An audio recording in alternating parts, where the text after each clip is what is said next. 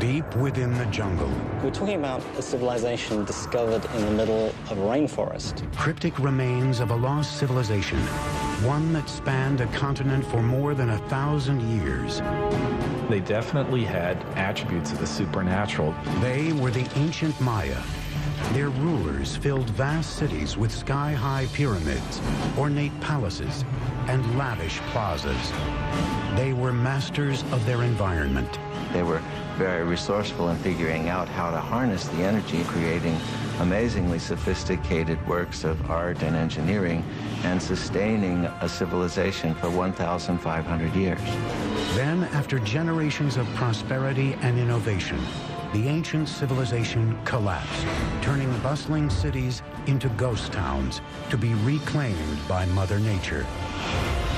Centuries later, answers to the mysteries surrounding these majestic people and the godlike kings who ruled them tell a story of conquest, ingenuity, and disaster.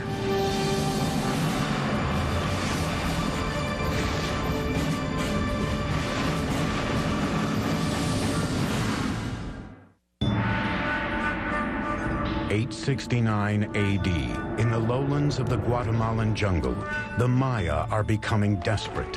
Food and clean water are dwindling. Thousands of people are starving. And malnutrition and disease are ravaging the population. The Maya no longer trust their divine rulers to appease their gods. Political turmoil plagues the kingdoms, and one by one, the great city-states are being abandoned. The ancient Maya civilization is crumbling. City after city, area after area begins to fail. Cities are abandoned, kings disappear, and what had been classic Maya culture really comes to an end. What happened to this great people? Even today, scholars are still mystified. We know that people began to disappear. The question is, how did that happen? The answer may lie in complex hieroglyphics known as the Maya Code. A hieroglyph is a complex way of conveying all the information that Maya people could think or express. And is the only example in the Americas of a complete, complex system of writing.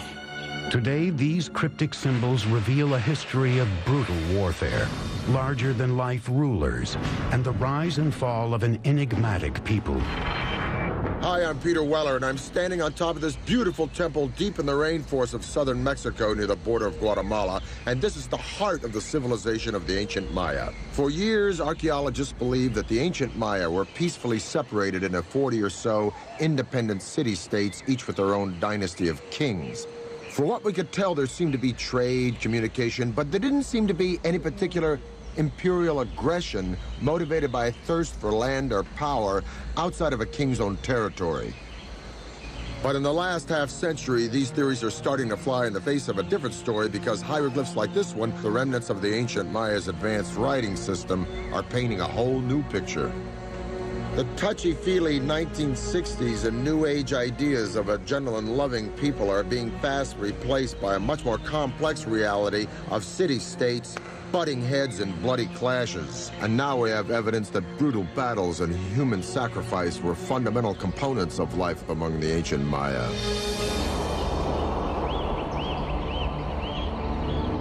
But the evolution of the Maya civilization into this complex network of city-states didn't happen overnight. The Maya came into existence probably a couple of thousand years before Christ. By 500 BC, population was on the rise, and small communities were turning into the first major Maya sites located throughout Central America. Fully organized kingdoms were ruling the region by 250 AD, with mighty rulers at the helm. They had powerful rulers, they were in competition with each other, and sometimes this competition led to war. For the Maya, it was war led by kings in the name of the gods. Maya kings were people like us, but for the Maya, they definitely had attributes of the supernatural. The price of devotion had brutal and sometimes deadly consequences. People owed a blood debt to the gods. It wasn't that they didn't regard human life or human blood highly. Quite the contrary. Human blood and human life was the most precious, the most sacred thing that could be offered to the gods in order to repay the blood debt that was incurred at creation. Bloodletting and human sacrifice dominated the king's strategic thinking. They picked allies and attacked neighbors, all with an eye on appeasing their deities and staying autonomous. Unlike Rome, in the case of the Maya, we're not dealing with one empire. Instead, we're dealing with a series of rival kingdoms. By the 3rd century AD, Maya civilization was flourishing. No one city ever succeeded in dominating all the others, but one seat of power was on the rise. Its name was Tikal. Tikal is one of the few cities that goes strong in the pre-classic period before the time of Christ, and then it just continues pretty much unabated all the way until the end of the classic period. This is a city that never really lost it. But in the 6th century, a rival power named Calakmul threatened Tikal's success. The Maya had these two great dynastic capitals, Calakmul and Tikal. Those two cities essentially locked horns. It's really Calakmul that seems to engage in this action in which they engineer alliances all the way around Tikal, essentially boxing in their enemy. It would be up to an ambitious and visionary leader to build a center of military power, one that would take on Calakmul. His name was Yakin Khan Kawil.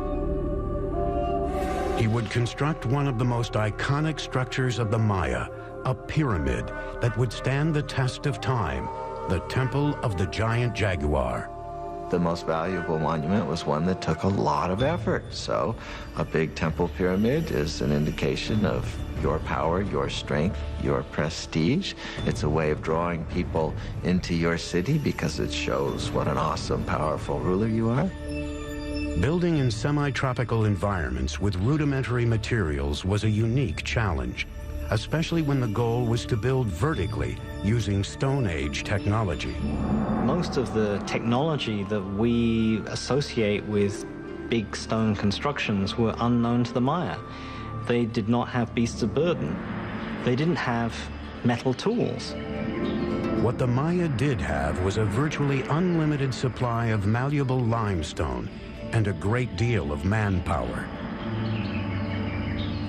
Your labor was one of the things that you were required to give to the king on an annual basis. Blocks of limestone were quarried and then pushed, pulled, or carried by sheer force to the construction site. They used something that we call the tump line, and this is a rope that would pass around the forehead, and in that they could carry, literally at times, hundreds of pounds of debris. Level by level, the pyramid was built skyward. Wooden scaffolding supported the laborers and the structure as it expanded. Skilled masons shaped the limestone with stone tools and wooden mallets. Though the interior was filled with unrefined rubble, the exterior was deceivingly manicured, covered in a strong mortar known as Maya stucco, and painted red. Even though they knew of the wheel, even though they knew of metal, they elected not to make practical use of either of these things. And I think in part it was because in their worldview something was much more valuable if a lot of human labor went into it. At nearly 150 feet, the Temple of the Giant Jaguar emerged, facing west toward the setting sun. The ancient skyscraper would command the attention of all who set foot in Tikal's Grand Plaza as a symbol of power and redemption. But Yakin Khan Kawil's engineering marvel was just the beginning. In 736, Kawil had defeated his ultimate rival, Calakmul. Then, in 743 and 744, he attacked and eviscerated two critical Calakmul allies that surrounded Tikal, El Peru to the west and Naranjo to the east. Finally, the suffocating noose that had once strangled Tikal was broken. In celebration of this, he builds a whole series of major expansions to the palace, new pyramids. And when we look at Tikal today, in many cases, we're looking at the fruits of that success. He may have even launched the construction of the tallest of Tikal's structures, Temple 4. Made of 250,000 cubic yards of stone, the massive pyramid stretched more than 210 feet, or 22 stories high, nearly as tall as the towers of the Brooklyn Bridge. It jutted far above the dense rainforest canopy, with a 180-degree view of the city. In the distance, other Maya cities were also ambitiously building toward the sky. But at this moment, with King Yakin Khan Kawil at the helm, Tikal was the unchallenged powerhouse of the Maya civilization. But Tikal was not alone.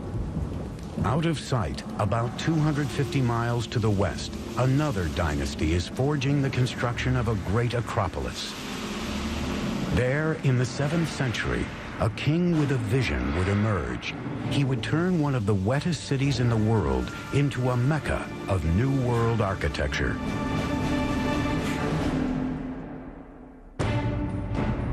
The view from the top of Temple 4 at Tikal was the backdrop for the Massassi temples in the movie Star Wars. 611 AD, on the outskirts of the Maya world in southeast Mexico, a city by the name of Palenque is on the ropes. It launches a last-ditch defense against regional powerhouse Calakmul. Palenque's forces are overwhelmed, and the king is killed with no male heir to the throne. Because Maya kings were thought to be divine lords, their lineage is key to survival. The end of a dynasty usually spelled disaster. Yet at this critical moment, one of the greatest building campaigns in Maya history was about to begin in Palenque, and the king behind it would remain unknown until the middle of the 20th century. In 1949, some of the questions regarding the mysterious dynasty of Palenque are answered when archaeologist Alberto Ruslier is excavating this 75-foot-high temple, now called the Temple of the Inscriptions.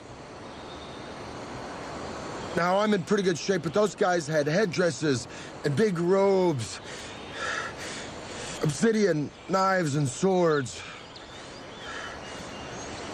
I thought I'm in pretty good shape, for an old guy anyway.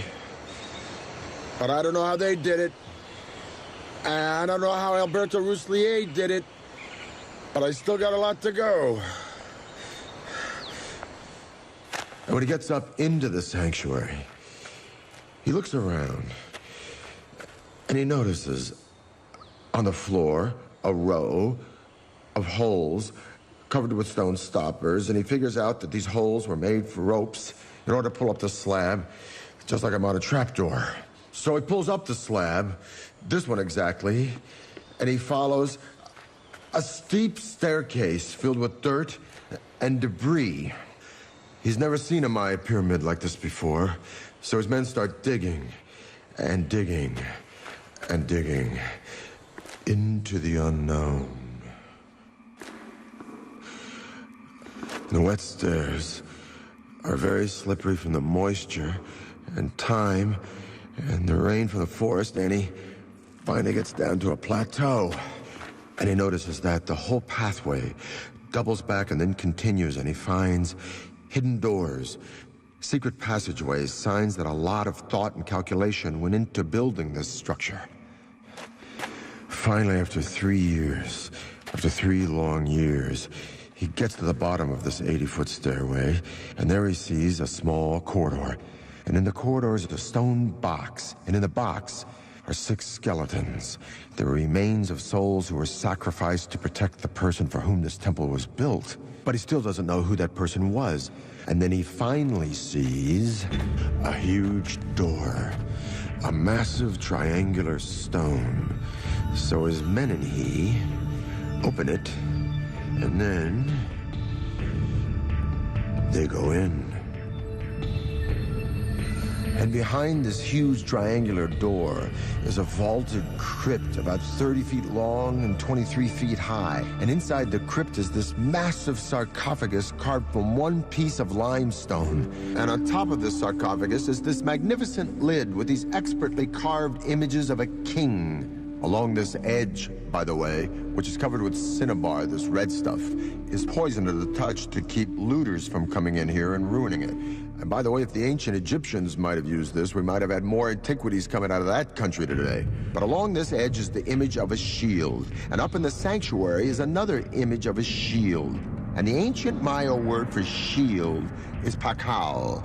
So Alberto Ruz had discovered the tomb of the most important Maya king, Pakal the Great. Pakal's ascension to the throne in 615 AD came during the most critical time for Palenque. With no direct heir, the elders of Palenque had turned to an outsider, a royal who lived outside the kingdom named Lady Sakkuk. Now she returned to Palenque with her adolescent son, Pakal. The future of Palenque hung in the balance as the young boy was crowned king by his mother. He was just 12 years old. She sort of kept the throne warm for him for over 10 years while he was growing up. As the young king grew into adulthood, Pakal had to deify himself to legitimize his rule. He declared his mother to be the living embodiment of the first mother, who created humans and the gods.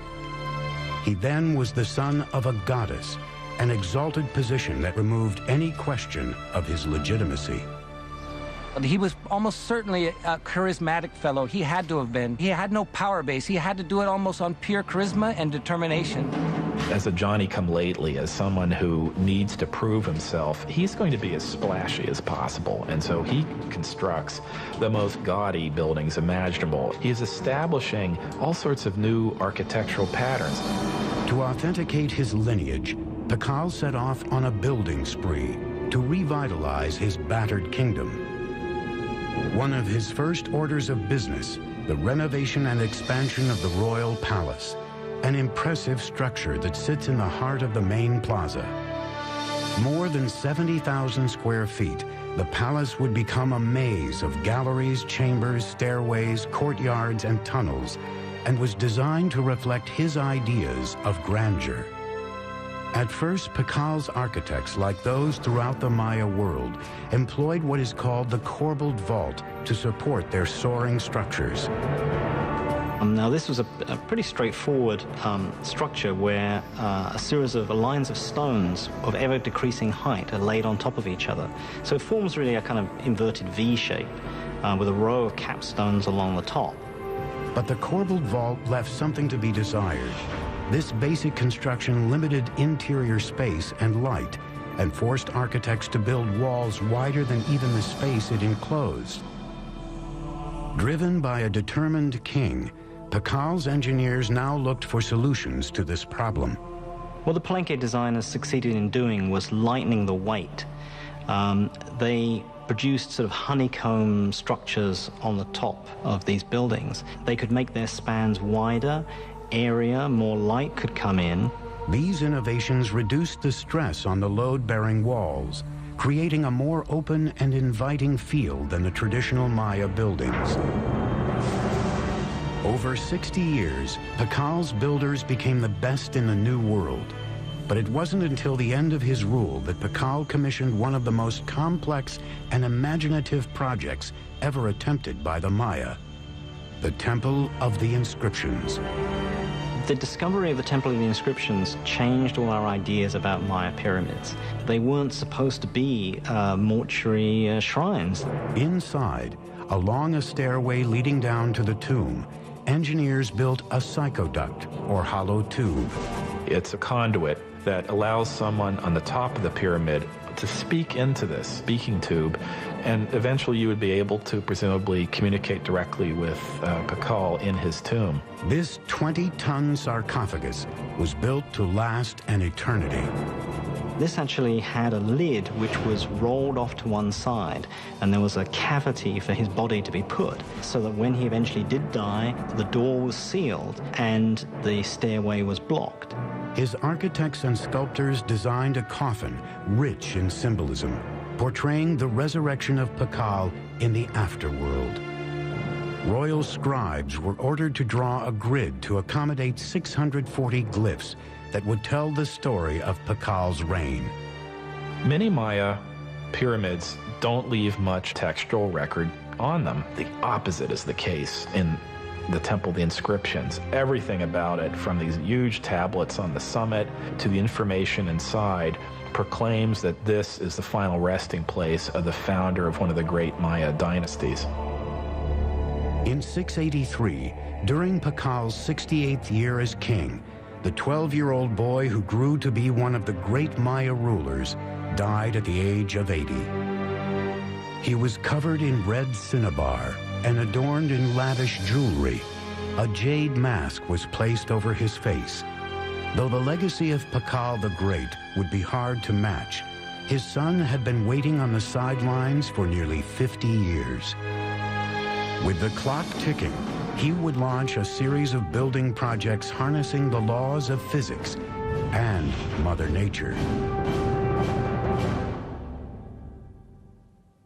In 1985, Pakal's burial mask was stolen from a museum in Mexico. Fortunately, 4 years later, the mask was recovered.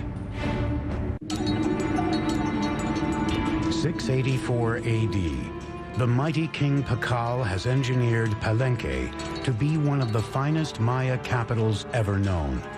After 68 years on the throne, his body is buried in a tomb that rivals those built for the Egyptian pharaohs. Now it is up to his son to build upon his father's legacy and cement his own reign. His name was Khan Balam.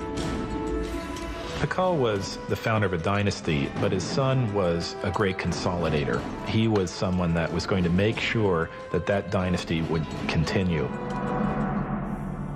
The 48-year-old king immediately threw himself into an ambitious three-pyramid complex that would stand as his own monument for the ages. He designed and constructed the cross group, one of the most intricate and beautiful groups of ceremonial temples ever constructed in the Maya world.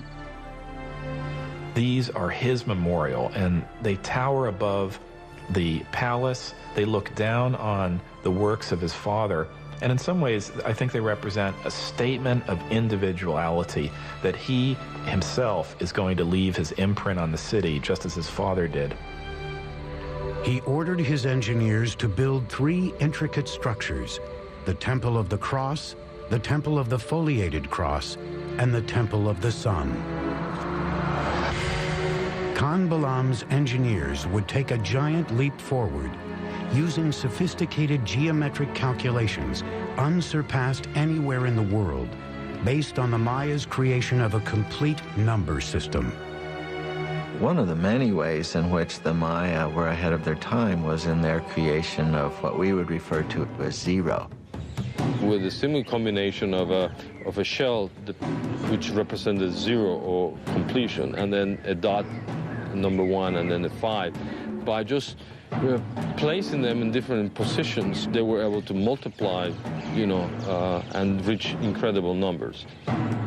The Greeks and Romans were tremendous engineers, theologians, historians, and so forth, but were very limited by their mathematical system because they didn't have a zero. So here you have the irony that they were able to produce great public works, philosophy, and whatnot, but were really pretty lousy mathematicians compared to the Maya. Khan Balam's engineers' advanced mathematical observations may have included the discovery of proportions like the square roots of rectangles and something called the golden mean, a naturally occurring proportion that can be seen in animals, nature, and even the human body as 1 to 1.618. Measure a person from his head to his belly button, and then from his belly button to his feet, you get a proportion very close to 1 to 1.618, the golden mean. Some scholars believe this proportion has been appearing in structures for thousands of years at places like the pyramids of Giza in Egypt and the Parthenon in Greece. Da Vinci's Vitruvian Man is a study of this proportion, and some even say he painted the Mona Lisa using this ratio in her features. With nothing more than some sticks and a cord, Khan Balaam's engineers may have been able to measure the square roots of rectangles. In the Temple of the Cross, these shapes would be used to mark the two main piers of the facade, the width of the medial doorway and the interior walls. The golden ratio can be seen in the rear chambers and the base of the structure, with the side wall as 1 and the back wall as 1.618. By using repeated squares and natural proportions in the Temple of the Cross, a beautifully calculated floor plan took shape, full of geometry, mythological history, and a king's own legacy. But not all engineering in Palenque was done with an eye on the afterlife. Palenque's engineers also had to focus on more practical needs. One of the names of Palenque is La Camha, which means place of great waters. We have 4 rivers running through Palenque year-round. We have dozens of springs. We have water everywhere. These riches came with challenges. Palenque was surrounded by steep hills, natural springs and creeks that carved their way through the base of the site, leaving only bits and pieces of flat, water-free land for building. Unlike most Maya cities, the problem facing Palenque wasn't how to store water for the dry season, it was how to deal with an overabundance of water. As you can see, everything is green here, it rains every day. So to meet this challenge, the city planners devised a unique way of diverting the pre-existing streams by building subterranean aqueducts that would channel the water underground, thus saving more land on top for cultivation. These tunnels were lined with limestone and they were covered with our old friend from Egypt and Greece, the Corbelled Vault.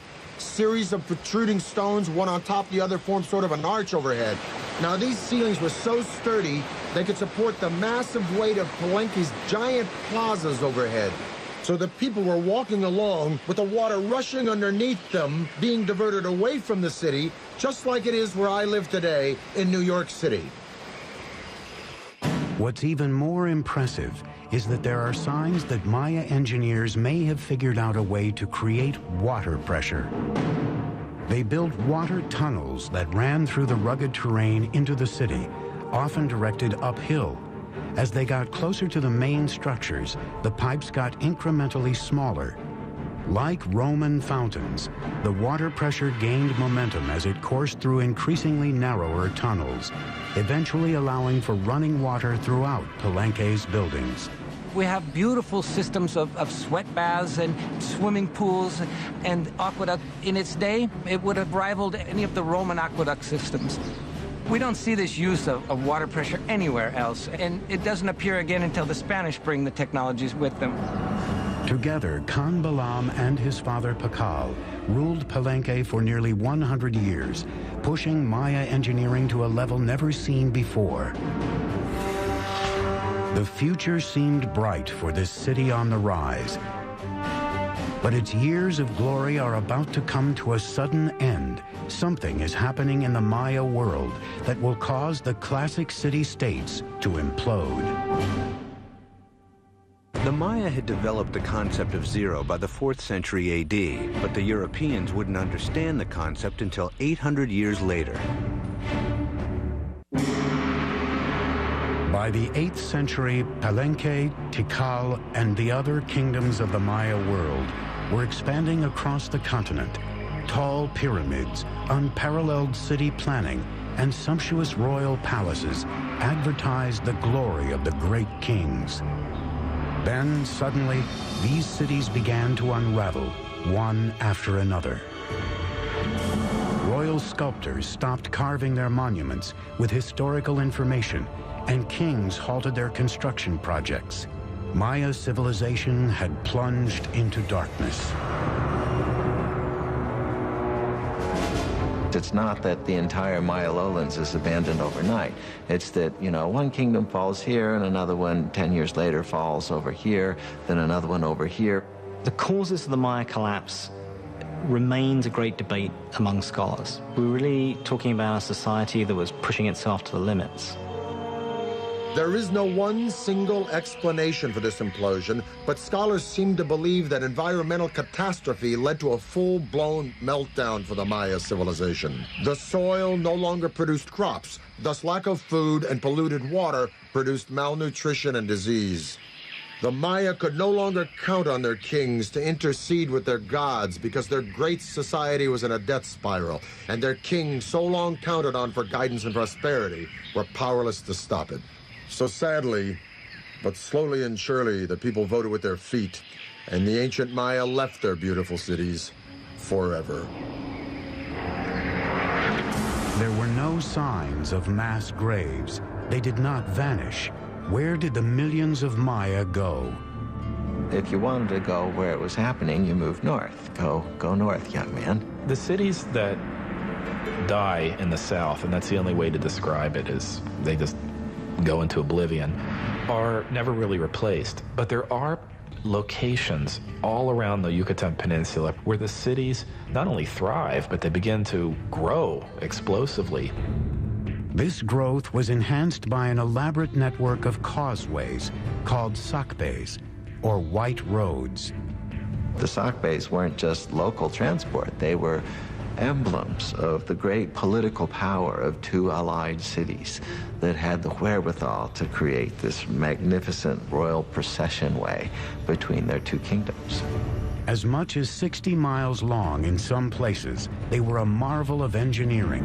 They would place huge rocks on both sides of the causeway and then fill in whatever was in between with cobbles and unfinished rocks and stones, and then they cover all this surface with stucco, nice plaster, and then upon it they create this smooth surface.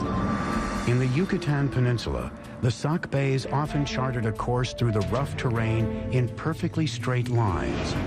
It's not easy to cut a line 60 miles that doesn't deviate even a degree. I would really like to know what instruments they use. We have no record of it. These causeway systems allowed for rebirth, movement, and trade in the north, and it is there that the ragged survivors of the southern lowlands hope to find a second chance, in a Yucatan city called Chichen Itza. Chichen Itza came to be the largest and most powerful city from about 800 to 1050 or so that had a real knack of being a big tent. So it was a very cosmopolitan place, and I'm sure it traded handsomely on that reputation. One of the buildings unique to the site was El Caracol, an astronomical observatory. The Maya were obsessed with both time and the stars and spent centuries looking to the sky for answers.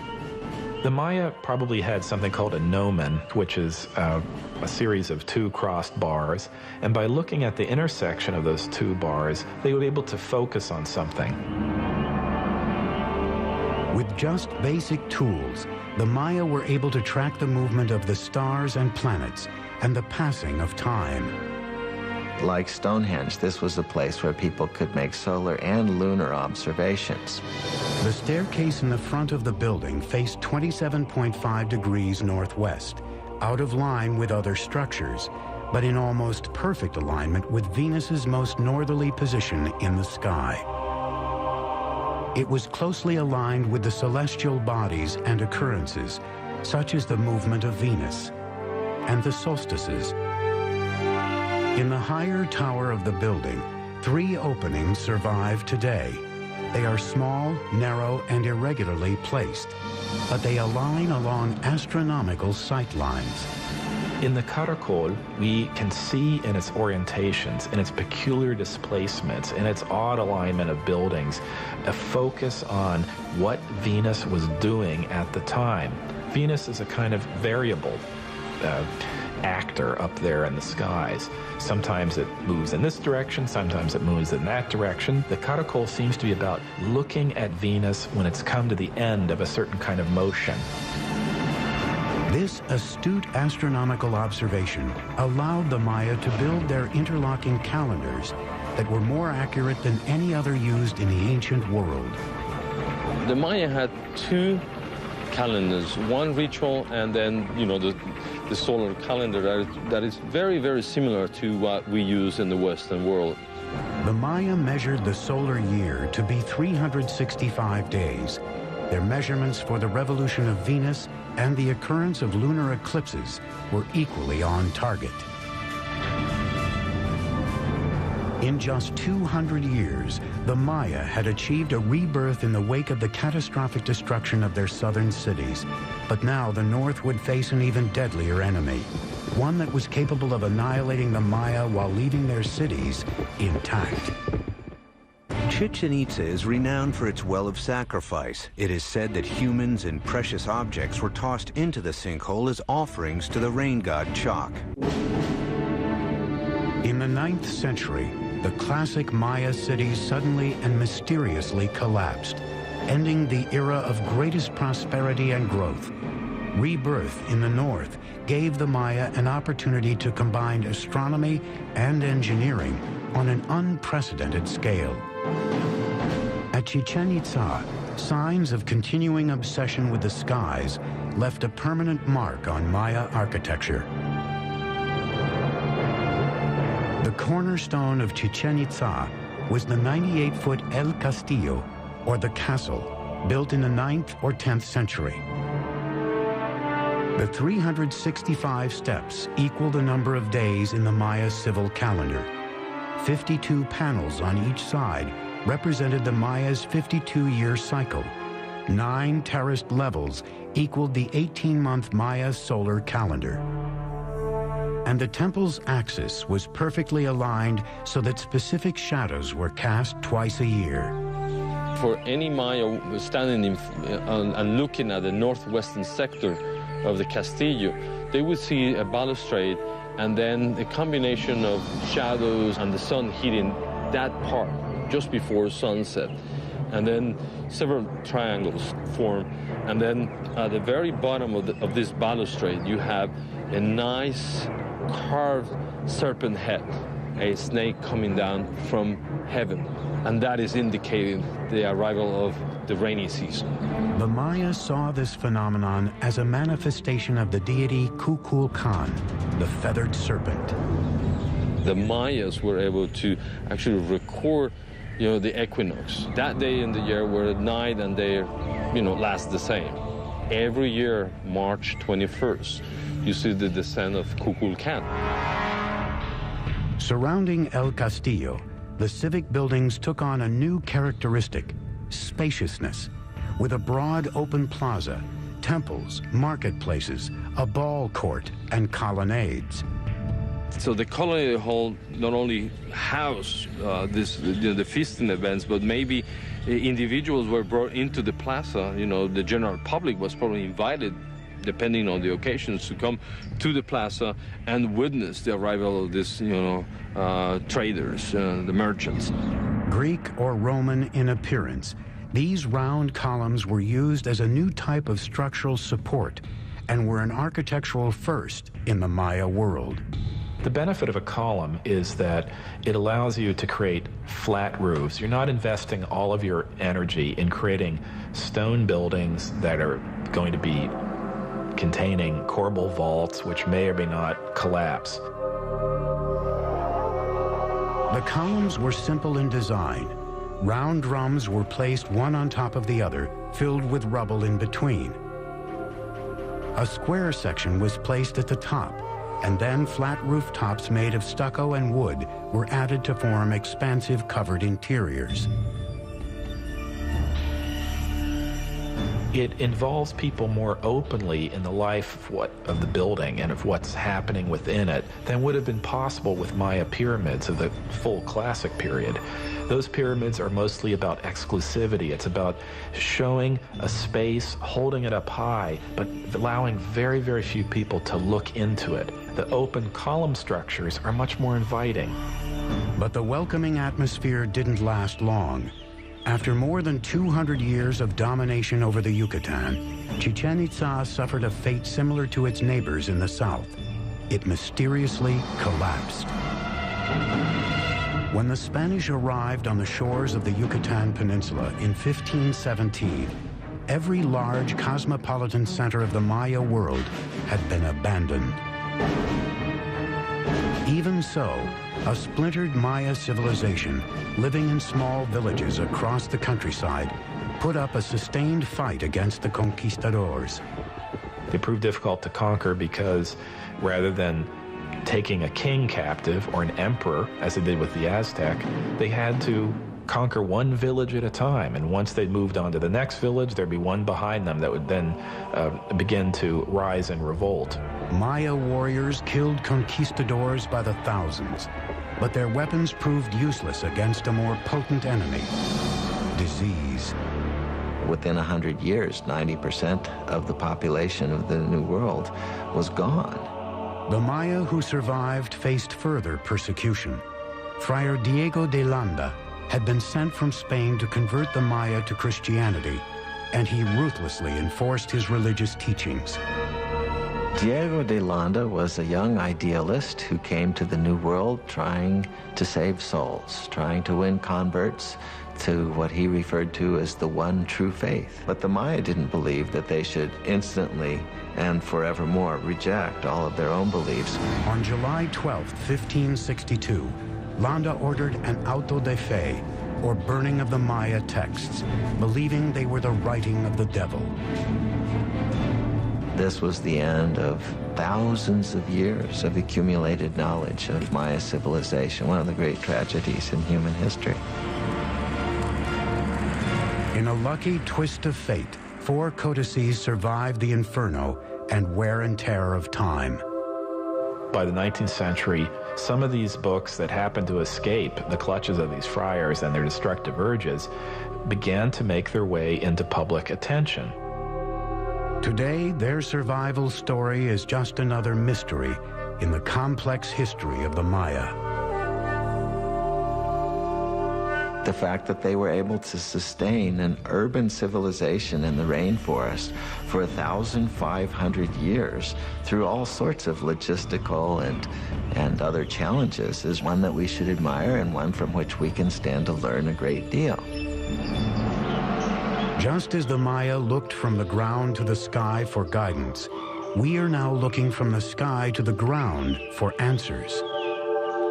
In recent years, NASA and the University of New Hampshire have been experimenting with remote sensing technology to see if they can determine where undiscovered cities might be hidden. Mounds of earth covered in trees that appear on readings may actually be ruins of ancient cities that had not been touched for centuries. More answers to the Maya mysteries may be right beneath our feet. Maya archaeology is just beginning. There are innumerable cities, innumerable temples, innumerable settlements that we have not been able to study and excavate. I think we're entering a golden age of Maya archaeology, and I can only see in the next century a time in which this will become one of the best understood civilizations of the ancient world. We now know that the Maya were an innovative and creative and majestic people with their own particular taste for violence. But what is the real allure of the Maya? What is this mystique that draws generation after generation the world over to this complex and sophisticated civilization? Is it the architecture with its serene palaces and temples, or the intricacies of hieroglyphs and art in a complex writing system?